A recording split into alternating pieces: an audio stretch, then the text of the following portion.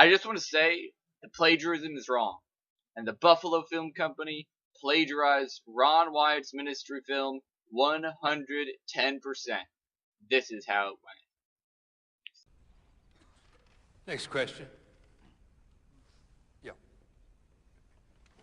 Mr. Verdean, there's a letter. Well, it's an online document. There's a few of us. There's a letter That's received wide distribution throughout the ministries. I'm sure you've seen it. That's got wide distribution in Australia, which I think you've seen. It's for the record from the Israeli Antiquities Authority. I'd like to share that, if that's all right. Yes, go right ahead. And just for the record, so we'd like to hear, it says that it was from the Israeli Antiquities Authority, and it says that we cannot confirm, sorry, I'll start from the beginning. Dear so-and-so. Thank you for your inquiry dated July 13th, asking about Don Verdean. Thank you for your fax letter dated 16th of November 1998, asking about Ron Wyatt.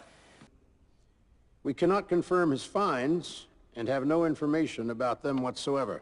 We cannot confirm his fines and have no information about them. If he says he has excavated in Israel, he has committed an illegal act. If he says he has excavated in Israel, he has committed an illegal act, since every excavation in Israel must be licensed by our authority or our predecessor, the Israeli Department of Antiquities. We have never heard of this man, nor have we had any dealings with him. Wyatt has never received a license from the Israeli Antiquities Authority to excavate in Israel. Legitimate archaeology finds are published in professional journals or by universities and other scientific institutes.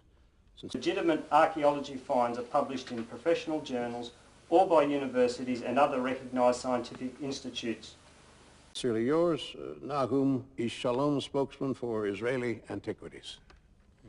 Sincerely yours, Osnat Goaz, spokeswoman for Department of Education Information. So I've just... Thank you. Thank you for reading that.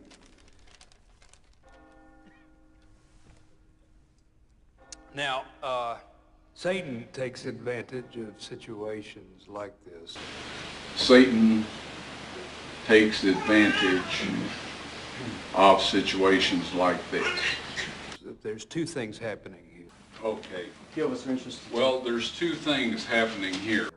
One, the Israelis don't want this discovery confirmed until, you know, it can be done in a manner that won't cause a bloodbath.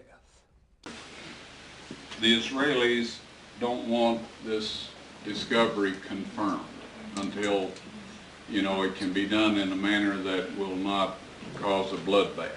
Two, all of my excavating was done in a very public place, and had I done it without a permit, I can assure you I would have been thrown in prison. If all of this excavating was done in a very public place, had I done it without a permit, I assure you that I would have been in prison. Unfortunately, this is how the Israelis handle things. However, this is how the Israelis handle things. If you ask any of them if they know Don Verdean, they'll say they don't. If somebody asks these men whether or not they know Ron Wyatt, they'll say, we don't. We do not know Ron Wyatt. Carol, did you bring that book with you? The one with my ugly face on the front? Could you hand it to me? Thank you. Christina, did you bring that book with the ugly face on the front? Do you have it? Could you open that for me? Now, if you'll all be so kind as to look right here. In this picture, you will see myself and another man. This gentleman standing next to me is none other than Nahum Ish Shalom, spokesman for the Israeli Antiquities and author of the letter that was just read to you. Now here, and if Christina will be so kind as to let this stay somewhere where you can look at it for a little bit, this is the man that was in charge of antiquities for the Jerusalem area during the time that we carried out our excavation. When called and asked if he knew Ron Wyatt, he said no. When asked if he knew Don Verdean, he said no. But if you look at this picture, you'll see that the truth is something else. If you'll look at this picture, you'll see that the truth is something else.